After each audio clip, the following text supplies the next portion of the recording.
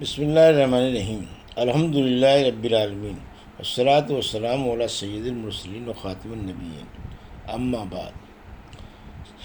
صحیح بخاری، باب کتاب الاذان، حدیث نمبر 820، اردو ترجمہ۔ ہم سے محمد بن عبد الرحیم صاعقہ نے بیان کیا، انہوں نے کہا کہ ہم سے ابو احمد محمد بن عبداللہ زبیری نے کہا کہ ہم سے مسعر بن کدام نے حکم عتیبہ کوفی سے، انہوں نے عبد الرحمن بن ابی لیلہ سے، انہوں نے براء بن عازب رضی اللہ عنہ سے، انہوں نے کہا کہ نبی کریم صلی اللہ علیہ وسلم کا سجدہ، رکوع اور دونوں سجدوں کے درمیان بیٹھنے میں کی مقدار تقریباً برابر تھی۔ حدیث نمبر 821، اردو ترجمہ۔ ہم سے سلیمان بن حرب نے بیان کیا، کہا کہ ہم سے حماد بن زید نے ثابت سے بیان کیا، انہوں نے حضرت انس بن مالک رضی اللہ عنہ سے، انہوں نے فرمایا کہ میں جس طرح نبی کریم صلی اللہ علیہ وسلم کو نماز پڑھتے دیکھا تھا، بالکل اسی طرح تم لوگوں کو نماز پڑھانے میں کسی قسم کی کوئی کمی نہیں چھوڑتا ہوں۔ ثابت نے ایک بیان کیا، حضرت انس بن مالک رضی اللہ عنہ ایک ایسا عمل کرتے تھے جسے میں تمہیں کرتے نہیں دیکھتا۔ جب وہ رکوع سے سر اٹھاتے تو اتنی دیر تک کھڑے رہتے کہ سمجھنے والا سمجھتا کہ بھول گئے ہیں، اور اسی طرح دونوں سجدوں کے درمیان اتنی دیر تک بیٹھے رہتے کہ دیکھنے والا سمجھتا کہ بھول گئے ہیں۔ حدیث نمبر 822، اردو ترجمہ۔ اس بارے میں کہ نمازی سجدے میں اپنے دونوں بازوؤں کو جانور کی طرح زمین پر نہ بچھائے۔ ابو حمید رضی اللہ عنہ نے کہا کہ نبی کریم صلی اللہ علیہ وسلم نے سجدہ کیا اور دونوں ہاتھ زمین پر رکھے، بازو نہیں بچھائے، نہ ان کو پہلو سے ملایا۔ ہم سے محمد بن بشار نے بیان کیا، انہوں نے کہا کہ ہم سے محمد بن جعفر نے بیان کیا، انہوں نے کہا کہ ہم سے شعبی نے بیان کیا، انہوں نے کہا کہ میں نے قتادہ سے سنا، انہوں نے انس بن مالک رضی اللہ عنہ سے، انہوں نے بیان کیا کہ نبی کریم صلی اللہ علیہ وسلم نے فرمایا کہ سجدے میں اعتدال کو ملحوظ رکھو اور اپنے بازو کتوں کی طرح نہ پھیلاؤ۔ حدیث نمبر 823، اردو ترجمہ۔ اس شخص کے بارے میں جو نماز کی طاق رکعت پہلی اور تیسری میں تھوڑی دیر بیٹھے اور پھر اٹھ جائے۔ ہم سے محمد بن صباح نے بیان کیا، انہوں نے کہا کہ ہمیں حشیم نے خبر دی، انہوں نے کہا کہ ہمیں خالد خدا نے خبر دی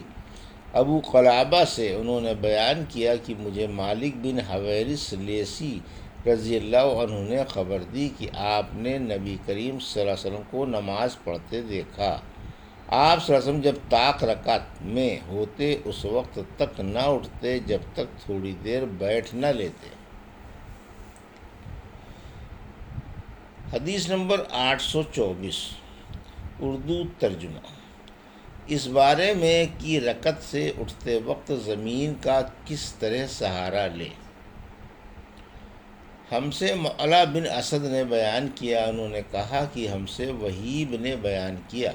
انہوں نے ایوب سختیانی سے، انہوں نے ابو قلابہ سے، انہوں نے بیان کیا کہ حضرت مالک بن حویرث رضی اللہ عنہ ہمارے یہاں تشریف لائے اور آپ نے ہماری اس مسجد میں نماز پڑھائی۔ آپ نے فرمایا کہ میں نماز پڑھا رہا ہوں، لیکن میری نیت کسی فرض کی ادائیگی نہیں ہے،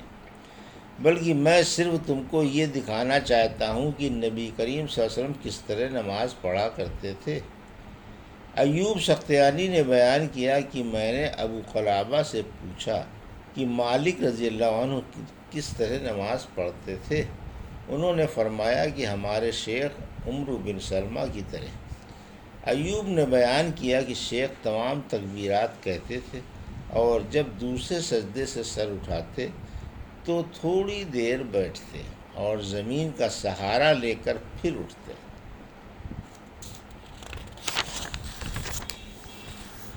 حدیث نمبر 825، اردو ترجمہ۔ جب 2 رکعتیں پڑھ کر اٹھے تو تکبیر کہے، اور حضرت عبداللہ بن زبیر رضی اللہ عنہ تیسری رکعت کے لیے اٹھتے وقت تکبیر کہا کرتے تھے۔ ہم سے یحییٰ بن صالح نے بیان کیا، کہا کہ ہم سے فلیح بن سلیمان نے، انہوں نے سعید بن حارث سے، انہوں نے کہا کہ ہمیں ابو سعید خدری رضی اللہ عنہ نے نماز پڑھائی، اور جب انہوں نے سجدے سے سر اٹھایا تو پکار کر تکبیر کہی، پھر سجدہ کیا تو ایسا ہی کیا، پھر سجدے سے سر اٹھایا تو بھی ایسا ہی کیا۔ اسی طرح جب 2 رکعتیں پڑھ کر کھڑے ہوئے اس وقت بھی آپ نے بلند آواز سے تکبیر کہی اور فرمایا کہ میں نبی کریم صلی اللہ علیہ وسلم کو اسی طرح کرتے دیکھتا۔ حدیث نمبر 826، اردو ترجمہ۔ ہم سے سلیمان بن حرب نے بیان کیا، انہوں نے کہا کہ ہم سے حماد بن زید نے بیان کیا، انہوں نے کہا کہ ہم سے غیلان بن جریر نے بیان کیا، انہوں نے مطرف بن عبداللہ سے، انہوں نے کہا کہ میں نے، اور عمران بن حسین نے رضی اللہ عنہ نے علی بن ابی طالب رضی اللہ عنہ کی اقتداء میں نماز پڑھی۔ آپ نے جب سجدہ کیا، سجدے سے سر اٹھایا، 2 رکعتوں کے بعد کھڑے ہوئے تو ہر مرتبہ تکبیر کہی۔ جب آپ نے سلام پھیر دیا تو عمران بن حسین رضی اللہ عنہ نے میرا ہاتھ پکڑ کر کہا کہ انہوں نے واقعی ہمیں حضرت محمد صلی اللہ علیہ وسلم کی طرح نماز پڑھائی ہے، یا یہ کہا کہ مجھے انہوں نے حضرت محمد صلی اللہ علیہ وسلم کی نماز یاد دلا دی۔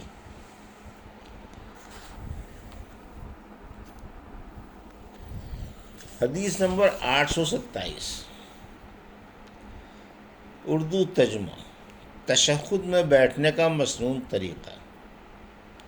حضرت ام درداء رضی اللہ عنہ فقیہ تھیں، اور وہ نماز میں وقت تشہد مردوں کی طرح بیٹھتی تھیں۔ ہم سے عبداللہ بن مسلمہ نے بیان کیا، انہوں نے امام مالک رضی اللہ عنہ سے، انہوں نے عبد الرحمن بن قاسم کے واسطے سے بیان کیا، انہوں نے عبداللہ بن عبداللہ سے، انہوں نے خبر دی کہ حضرت عبداللہ بن عمر رضی اللہ عنہ کو وہ ہمیشہ دیکھتے کہ آپ نماز میں 4 زانوں بیٹھتے ہیں۔ میں بھی نوعمر تھا، میں نے بھی اسی طرح کرنا شروع کر دیا، لیکن حضرت عبداللہ بن عمر رضی اللہ عنہ نے اس طرح روکا اور فرمایا کہ نماز میں سنت یہ ہے کہ تشہد میں دایاں پاؤں کھڑا رکھے اور بایاں پھیلا دے۔ میں نے کہا کہ آپ تو اسی میری طرح کرتے ہیں۔ آپ بولے کہ کمزوری کی وجہ سے میرے پاؤں میرا بوجھ نہیں اٹھا پاتے۔ حدیث نمبر 828، اردو ترجمہ۔ ہم سے یحییٰ بن بکیر نے بیان کیا، انہوں نے کہا کہ ہم سے لیث نے بیان کیا، انہوں نے خالد سے بیان کیا، ان سے سعد نے بیان کیا، ان سے محمد بن عمرو بن حلہ نے بیان کیا، ان سے محمد بن عمرو بن عطا نے بیان کیا دوسری سند، اور کہا کہ مجھ سے لیث نے بیان کیا، اور ان سے یزید بن ابی حبیب نے اور یزید بن محمد نے بیان کیا، ان سے محمد بن عمرو بن حلحلہ نے بیان کیا، ان سے محمد بن عمرو بن عطا نے بیان کیا کہ وہ نبی کریم صلی اللہ علیہ وسلم کے چند اصحاب رضوان اللہ علیہم کے ساتھ بیٹھے ہوئے تھے کہ نبی کریم صلی اللہ علیہ وسلم کی نماز کا ذکر ہونے لگا، تو ابو حمید سعدی رضی اللہ عنہ نے کہا کہ مجھے نبی کریم صلی اللہ علیہ وسلم کی نماز تم سے سب سے زیادہ یاد ہے۔ میں نے آپ کو دیکھا کہ جب آپ تکبیر کہتے تو اپنے ہاتھوں کو کندھوں تک لے جاتے، جب آپ رکوع کرتے تو گھٹنوں کو اپنے ہاتھوں سے پوری طرح پکڑ لیتے اور پیٹھ کو جھکا دیتے، پھر جب رکوع سے سر اٹھاتے تو اس طرح سیدھے کھڑے ہو جاتے کہ تمام جوڑ سیدھے ہو جائیں، جب آپ سجدہ کرتے تو آپ اپنے ہاتھوں کو زمین پر اس طرح رکھتے کہ نہ بالکل پھیلے ہوئے ہوتے اور نہ سمٹے ہوئے، پاؤں کی انگلیوں کی منہ قبلے کی طرف رکھتے، جب آپ صلی اللہ علیہ وسلم 2 رکعتوں کے بعد بیٹھتے تو بائیں پاؤں پر بیٹھتے اور دایاں پاؤں کھڑا رکھتے، اور جب آخر رکعت میں بیٹھتے تو بایاں پاؤں کو آگے کر لیتے اور دائیں کو کھڑا کر دیتے، پھر مقد پر بیٹھتے۔ لیث نے یزید بن ابی حبیب سے اور یزید بن محمد بن حلحلہ سے سنا، اور محمد بن حلحلہ نے ابن عطا سے اور ابو صالح نے لیث سے۔ کل فقار مکانہ نقل کیا، اور ابن مبارک نے یحییٰ بن ایوب سے بیان کیا، انہوں نے کہا کہ مجھ سے یزید بن ابی حبیب نے بیان کیا کہ محمد بن عمرو بن حلحلہ نے ان سے حدیث میں کل فقار بیان کیا ہے۔ یہ تھی صحیح بخاری باب کتاب الاذان کی حدیث نمبر 820 سے 828 کا اردو ترجمہ جو ابھی آپ نے سماعت فرمایا۔ اللہ سے دعا ہے کہ اللہ ہمیں ان حدیثوں کی صحیح سمجھ عطا فرما اور ان پر عمل کرنے کی توفیق عطا فرما،